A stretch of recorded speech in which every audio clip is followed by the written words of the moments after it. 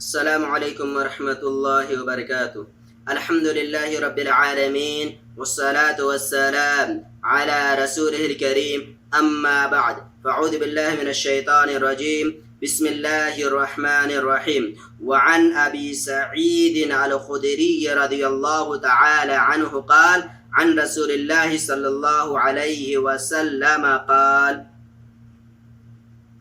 قال موسى عليه السلام: يا ربي علمني شيئا أذكرك وأدعوك به. قال: قل يا موسى لا إله إلا الله. قال: يا ربي كل عبادك يقولون هذا. قال: يا موسى لو أن السماوات السبع وعامرهن غيري والأرضين السبع في كفة ولا إله إلا الله في كفة مالت بهن لا إله إلا الله. رواه ابن حبان والحاكم وصححه وللترمذي وحسنه عن أنس: سمعت رسول الله صلى الله عليه وسلم يقول: قال تعالى: يا ابن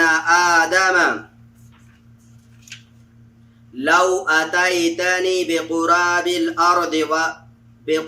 الأرض خطايا ثم لقيتني لا تشرك بي شيئا لأتيتك بقرابها مغفرة.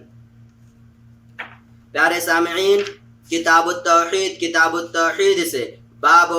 فضیلت توحید پر ہماری گفتگو چل رہی ہے، اور اس باب کی یہ آخری حدیث ہے جو میں نے آپ کے سامنے پیش کی ہے، یعنی توحید کے فضیلت کے بیان میں شیخ الاسلام رحمۃ اللہ علیہ نے جو سب سے پہلا باب قائم کیا تھا، اس باب کی یہ آخری حدیث میں نے آپ کے سامنے پیش کی ہے۔ ابو سعید خدری رضی اللہ تعالیٰ عنہ کہتے ہیں، اللہ کے رسول صلی اللہ علیہ وسلم نے ارشاد فرمایا کہ موسیٰ علیہ السلام نے کہا: یا رب علمنی شیئا، اے میرے رب تو مجھے کوئی ایسی چیز سکھا، اذکرک، جس چیز سے میں تیرا ذکر کروں، وادعوک، اور اسی طریقے سے اس چیز کا، یعنی اس چیز کا استعمال کر کے میں تجھ سے دعا بھی کروں۔ اللہ تبارک و تعالیٰ نے کہا: اے موسیٰ کہو لا الہ الا اللہ۔ موسیٰ علیہ السلام نے کہا: یا ربی، اے میرے پروردگار، کل عبادک یقولون ھذا، کہ تیرا ہر بندہ جو تجھ پر ایمان لے کر کے آتا ہے وہ یہ کہتا، ہر کوئی یعنی ہر صاحب ایمان اسے کلمے کا ورد کرتا ہے، لا الہ الا اللہ، کہ اللہ کے سوا کوئی معبود حقیقی نہیں ہے۔ اللہ رب العالمین نے کہا: اے موسیٰ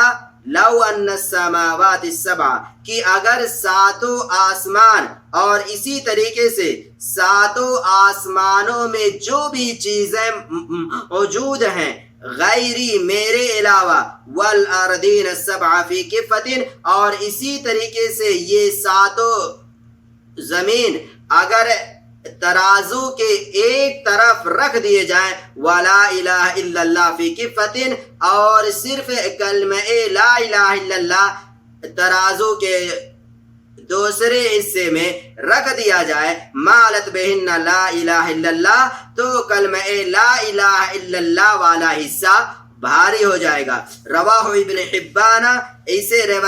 امام ابن حبان رحمۃ اللہ علیہ نے روایت کیا ہے، اور اسی طریقے سے امام حاکم رحمۃ اللہ علیہ نے، اور ساتھ ہی ساتھ امام حاکم رحمۃ اللہ علیہ نے اس حدیث کو صحیح بھی قرار دیا ہے۔ دیکھیں، امام حاکم رحمۃ اللہ علیہ، امام ذہبی، ابن حجر وغیرہ نے تو کہا ہے کہ یہ روایت یعنی ابو سعید الخدری والی روایت صحیح ہے، اور اسی طریقے سے علامہ ابن باز رحمۃ اللہ علیہ نے کہا ہے اسانیدہ جیدۃ، لیکن علامہ البانی رحمۃ اللہ علیہ نے، اور اسی طریقے سے شیخ شعیب الارناؤت رحمۃ اللہ علیہ نے، شیخ شعیب الارناؤت رحمۃ اللہ علیہ نے اپنی کتاب فی تخریج شرح سنہ کے اندر اس روایت سے متعلق ان دونوں شخصیتوں نے کہا ہے یہ روایت ضعیف ہے. یعنی ابو سعید الخدری والی روایت کو علامہ البانی رحمۃ اللہ علیہ نے اور شیخ شعیب الارناؤط رحمہم اللہ علیہم اجمعین ان دونوں شخصیتوں نے، ان دونوں محدثین نے کہا ہے کہ ضعیف ہے. اور صحیح ہے کہ اگرچہ یا ابو سعید الخدری والی روایت ضعیف ہے لیکن اسی روایت کی ایک اور شاہد سند احمد کے اندر ہے، لہذا اس شاہد کی بنیاد پر کم سے کم اگر اس روایت کی سند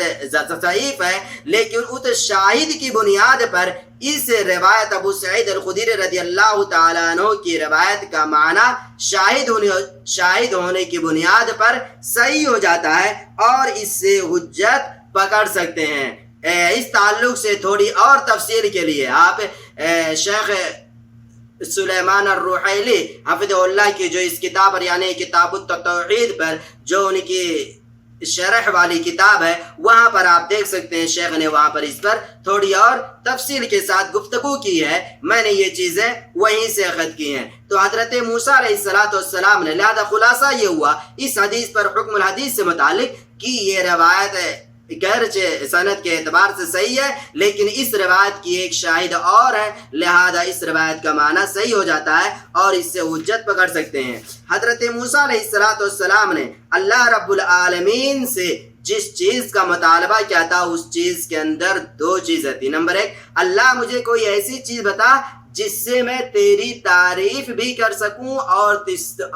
تجھ سے دعا بھی مانگ سکوں. اللہ رب العالمین نے کیا سکھایا تھا؟ لا الہ الا اللہ. پتہ یہ چلا کلمہ لا الہ الا اللہ کے اندر دونوں چیزیں موجود ہیں. کون کون سی؟ نمبر ایک، اللہ رب العالمین کی تعریف اور اسی طریقے سے اس کا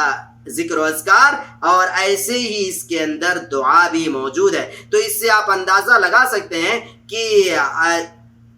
اگرچہ ظاہراً یہ کلمہ بہت معمولی نظر آ رہا ہے لیکن معنوی اعتبار سے یہ اتنا وزنی ہے کہ اللہ کے رسول صلی اللہ علیہ وسلم اللہ رب العالمین نے کہا کہ ساتوں آسمان اور اس کے اندر جتنی بھی چیزیں موجود ہیں ان تمام چیزوں کو ایک طرف رکھ دیا جائے. لیکن اللہ رب العالمین نے اس سے یعنی ساتوں آسمان میں جتنی چیزیں موجود ہیں اس سے اپنے آپ کو اللہ رب العالمین نے الگ کر لیا ہے لعلو مکان ہی، اپنے علو مقام کی وجہ سے، اپنی عظمت کی وجہ سے. یعنی اللہ کو چھوڑ کر ساتوں آسمانوں میں جتنی چیزیں ہیں ان کو ایک طرف رکھ دیں اور اسی طریقے سے زمین پر جتنی چیزیں ہیں ساتوں زمین کو ساتوں زمین ساتوں آسمان جتنی چیزیں اس کے اندر ہے ایک طرف، اور ایک طرف صرف ترازو کے لا الہ الا اللہ کو رکھ دیں تو لا الہ الا اللہ کی طرف پڑنا بھاری ہو جائے گا. اس سے اندازہ لگا سکتے ہیں کہ یہ کلمہ کتنا وزنی ہے. اور اسی طریقے سے حضرت موسیٰ علیہ السلام نے جو بات کہی تھی کہ ہر بندہ تیرا کہتا ہے، اس سے مراد ان کی یہ نہیں تھی کہ یہ تو ایسا چھوٹا موٹا کلمہ ہے. یہ کہ موسیٰ علیہ السلام نے اس کلمے کو بہت معمولی سمجھتے ہوئے کہا تھا کہ اسے تو ہر کوئی کہتا ہے. نہیں، موسیٰ علیہ السلام اس کلمے کی عظمت کو ہم سے زیادہ سمجھتے تھے اور ہم سے اچھے انداز میں سمجھتے تھے. ان کا مقصد یہ تھا اللہ اس کلمے کی عظمت تو اپنی جگہ پر طے ہے لیکن مجھے کوئی ایسا کلمہ بتا دے جو صرف میرے لیے خاص ہو، جس کا ورد صرف میں ہی کروں. تو اللہ رب العالمین نے کہا نہیں، اس سے عظیم کوئی اور کلمہ ہو ہی نہیں سکتا، لہذا تم اسی کا ورد کرو، اسی کو اپناؤ. تو اس سے آپ اندازہ لگا سکتے ہیں کہ توحید کا کتنا اونچا مقام ہے کہ لا الہ الا اللہ کا انسان اقرار کر لے تو اس سے کیا ہوگا کہ پوری دنیا کی چیزیں ایک طرف ہو جائیں لیکن یہ کلمہ اس پر بھاری ہو جائے گا. اسی طریقے سے امام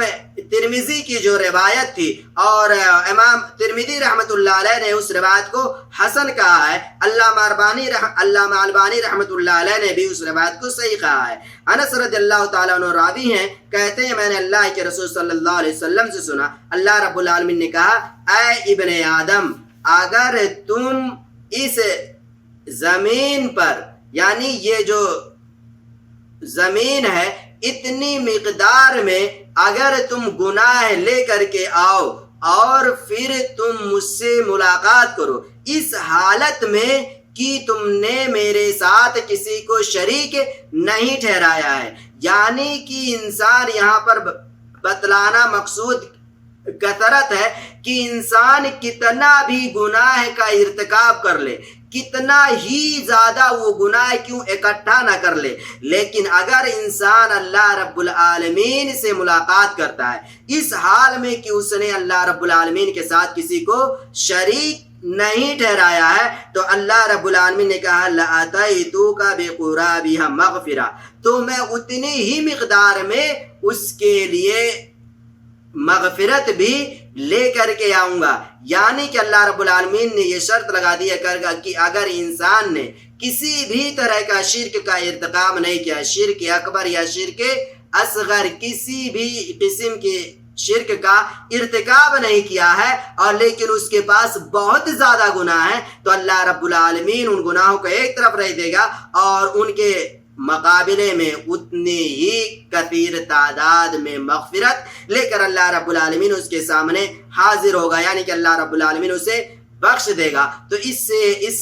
حصے سے بھی توحید کی فضیلت ثابت ہوتی ہے کہ انسان کتنا ہی گناہ کیوں نہ کر لے، اگر اس کے نامہ اعمال میں نہ تو شرک اکبر ہے اور نہ ہی شرک اکبر ہے، یعنی کسی بھی قسم کا شرک موجود نہیں ہے، لیکن اس کے پاس گناہ ہے کہ اور کتنا ہی زیادہ گناہ نہ ہو، اللہ رب العالمین ان گناہوں کو بخش دے گا۔ اس سے اللہ رب العالمین کی رحمت کا آپ اندازہ لگا سکتے ہیں، اور یہ کہ اس کے بالمقابل یہ